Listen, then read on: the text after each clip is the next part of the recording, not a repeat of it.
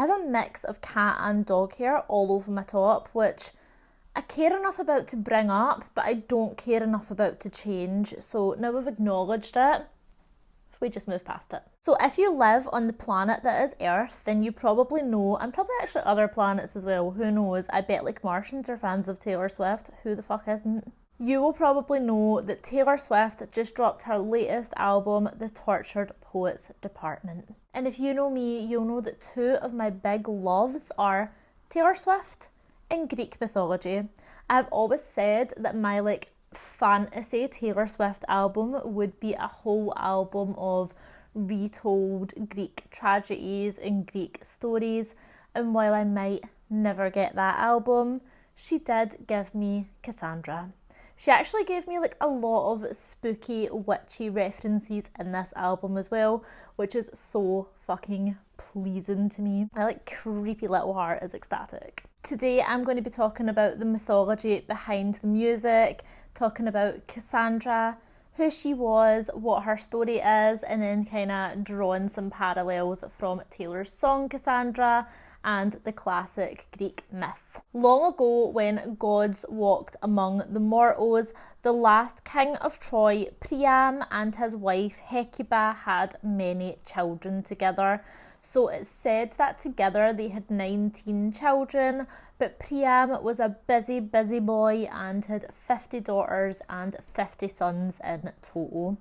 And the most beautiful of all his daughters was the princess Cassandra. Cassandra was desired by mortal men and by gods as well, and one of the gods who took a real liking to her was the god Apollo. Apollo is most known for being god of the sun, but he actually has many domains, including poetry, music, healing, knowledge, and prophecy. He is the son of Zeus and Leto and the twin brother of Artemis. Located at Delphi in central Greece is the temple of Apollo, where people would go to seek wisdom and gain answers from Apollo, as he was an oracle, meaning that he could see people's futures. He had the gift of prophecy. So Apollo could see in Cassandra that she too could have this second sight and could gain this gift of prophecy, so he offered to teach her everything that he knew. She, of course, accepted and became sort of like his apprentice. It is unclear though if Apollo fancied Cassandra and could see that she was really psychically gifted, or if he was just blinded by horniness. But in some tellings of the story, Apollo offered to give Cassandra this gift if she would comply with his desires, and she agreed that she would, but then once she was had these powers bestowed upon her, she refused to follow through and basically wouldn't have sex with Apollo. So he wasn't able to revoke her powers because they were seen as divine powers and you can't just take them back. So he instead decided to curse the powers. Although it definitely could be that Apollo was just feeling entitled and was hey, I gave you something, so that means that you should give me something. I wasn't actually there, so it is impossible to say, but this kind of entitlement to a woman's body does sound like something a Greek god would do. Either way, Apollo was infuriated, and like I said, he put a curse on Cassandra's powers that she could keep this gift of foresight and prophecy. However, whatever she's seen in her visions would never be believed. So basically she could tell everyone that she could see all these terrible things happening and nobody would ever believe her. In later versions of the story, Cassandra visited the temple of Apollo and the snakes of Apollo licked her ears and whispered secrets to her about the future, and this is how she knew what was going to be going on. But the outcome for Cassandra was the same, because once she told everyone what the snakes had told her, nobody believed her and they thought that she was mad or bad or both. At the time this story takes place, the Trojan War was just about to begin, so the Trojan War is far too much to get into in any kind of depth today, but I will give you kind of the basics. So Cassandra's brother, Paris of Troy, which is a place in what we in modern times would know as Turkey, fell in love with Helen of Sparta, which is in Greece. And he ran off with Helen and brought her to Troy. And this is what started the war against the Trojans and the Spartans. Honestly, I don't actually think that Paris fell in love with Helen at all. I think it was like a matter of pride thing, because how it all came about was Zeus asked Paris to judge a beauty competition between the goddesses Aphrodite, Hera and Athena. And Aphrodite was not willing to give up her crown as the most beautiful of the goddesses, so she kind of bribed Paris and said to him, hey, if you pick me and crown me the most beautiful, I will give to you the most beautiful mortal on the earth. And Paris thought that the most beautiful mortal was Helen. Helen was actually the queen of Sparta, and she was married to King Menelaus of Sparta. So he starts the war to get Helen back, and this war is led by his brother Agamemnon. Agamemnon is also a king. He is the king of Mycenae. I would love to do like a whole video on the Trojan War, but I feel like that would be such a huge topic, and I would definitely have to do it in separate videos because I feel like there is far too much information to do in one video. However, I always feel like when I do videos on topics like this, even though I already have like a baseline knowledge of what's going on, actually having to retell the story to somebody else in my own words kind of forces me to research it deeper, so I get to know the story on a whole other level, much deeper than I actually ever would if I wasn't making a story on it, if I wasn't making a video on the story even. So if that would be something that you would be up for watching, then I would definitely be up for creating that. But for now, all you have to know really is war happened, war bad. And actually, Cassandra also knew that war bad. And she knew that it was going to be especially bad for the people of Troy because she had foreseen how it would all play out. And she actually even warned her brother Paris before it all happened that if he were to go through with taking Helen from Sparta to Troy, it would begin a war that would eventually lead to the downfall of Troy. But of course, no one believed her, so it all happened as Cassandra predicted. Most of you have probably heard of the Trojan horse. Even if you don't know what the context behind it, you probably have heard those words before. So during the war, the Greeks used this like huge hollow wooden horse to sneak into Troy, and Cassandra had seen that this was going to happen, and she tried to warn the people of Troy and be like, hey, the Greeks are going to try and weasel in here in this giant fucking wooden horse, like maybe we should do something about it because they're going to sneak attack us. And the Trojans were just like, like Cassandra's literally so crazy. Like what, like a kooky mental woman. Like what an unstable nutcase. Also, what the hell is that huge horse? Wonder what that's all about. Cassandra also had a vision that her mother Hecuba would be kidnapped by Odysseus, who was fighting the war on the side of the Spartans, and he's the guy who actually came up with the whole Trojan horse plan as well. Anyway, she had seen that not only would her mother be kidnapped, but she would be enslaved, and then the dogs would turn her mother, the gods would turn her mother into a dog. I'm literally just doing the, like Neil and In-Betweeners when he's like, stop believing in God, when I realised it was just dog backwards. I just did that. The gods turned Hecuba into a dog, and then she threw herself into the sea. She also had a vision of how her father Priam would pray for his life at an altar of Zeus, but would ultimately still be killed. She predicted many things, including the death of her family, the people of her city having their life torn apart, the death of Agamemnon, the fall of Troy, and even her own demise, but was never ever believed. So during the war, Cassandra took refuge at the temple of Athena, who is a goddess of many things, including war, protection, and wisdom. Her birth actually is pretty badass. She kind of like emerges from the forehead of Zeus. So she's Zeus's daughter. She's actually Zeus's favourite child. In some tellings of the story, she is only parented by Zeus. Like, she has no mother. She's just like birthed from him.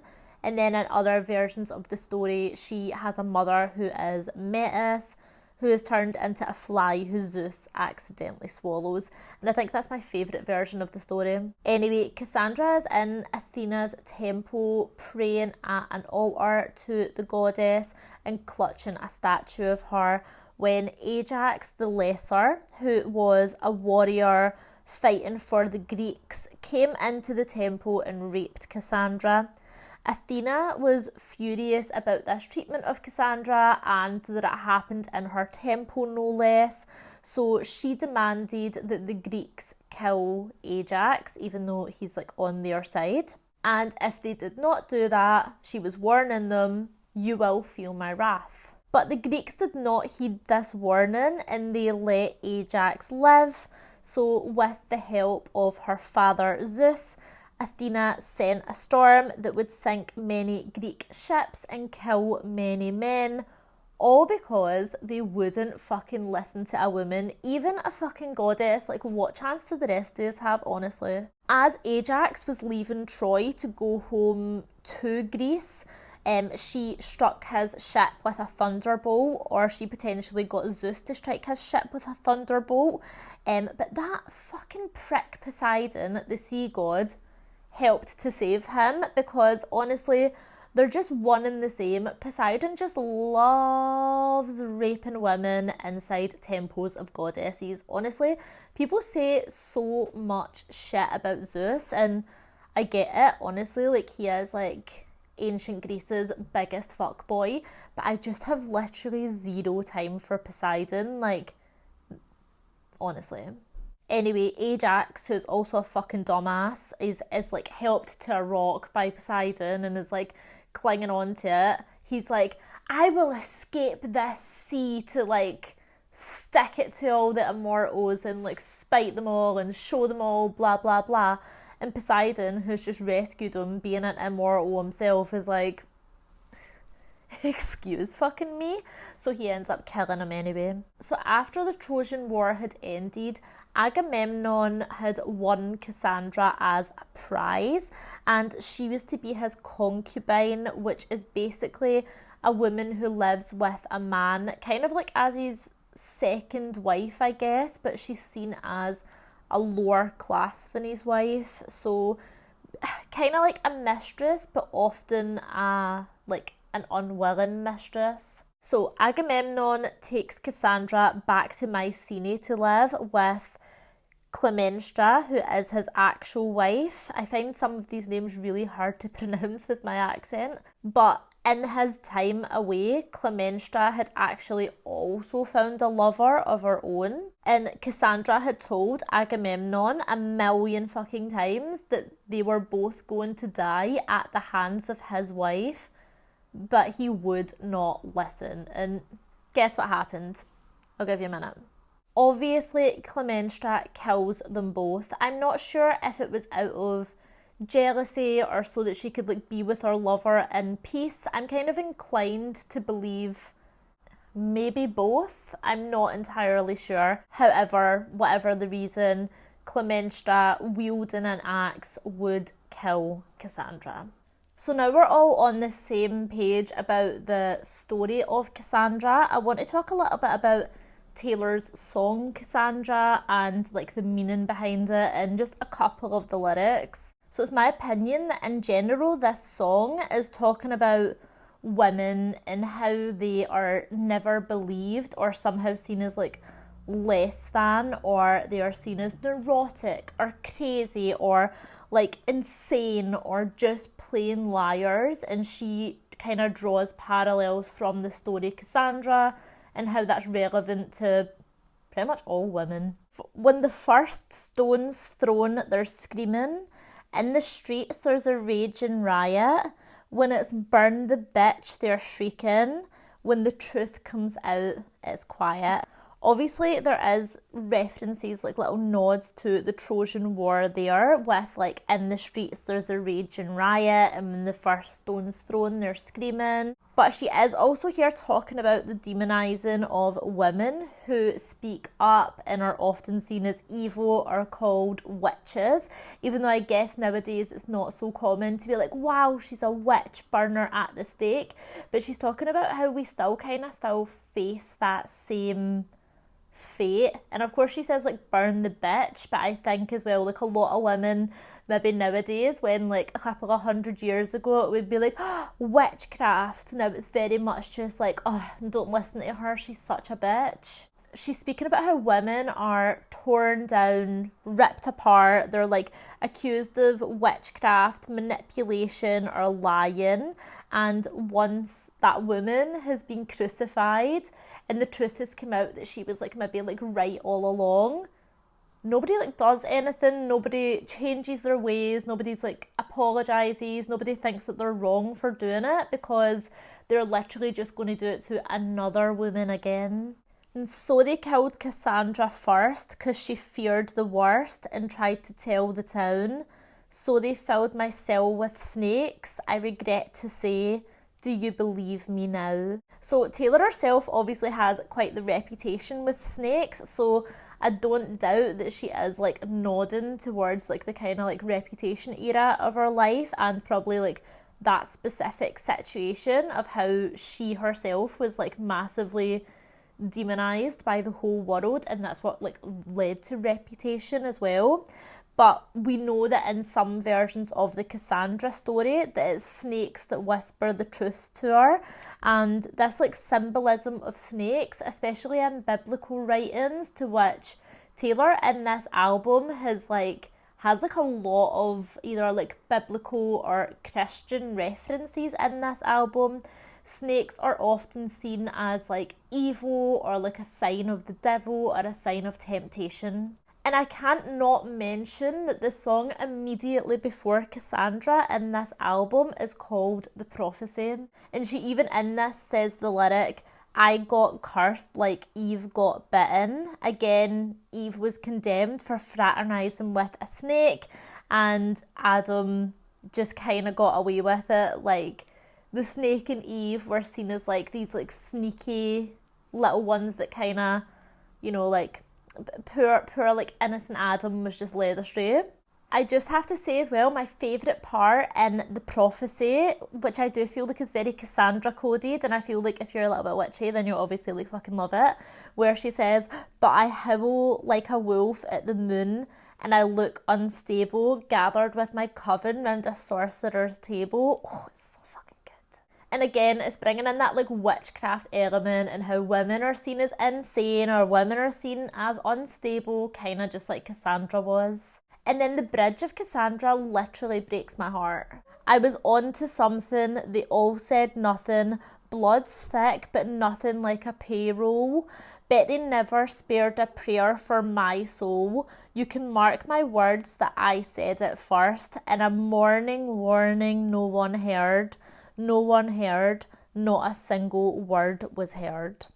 And I think it's such a beautiful song, and what Taylor does a lot is she takes things that are like very specific to her life and she like writes about them and writes about how she's feeling in her personal life.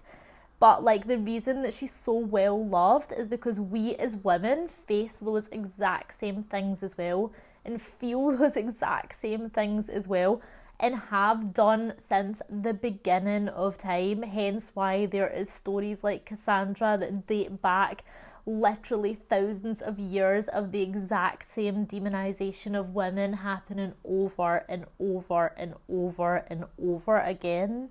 And that's why we love Taylor so much, because she can speak about this stuff and we can all really relate to it.